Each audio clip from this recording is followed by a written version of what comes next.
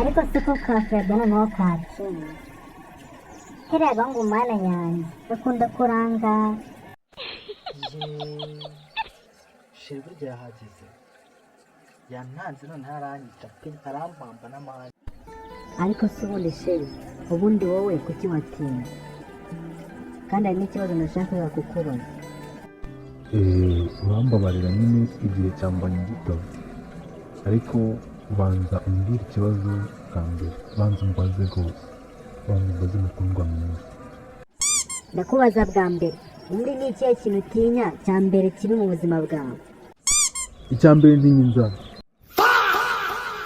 icya kabiri ngatinya gupfa, icya gatatu nanga mu buzima ntinya ntanifuza ni ukwisanga n'abanye nawe. wanzarnyo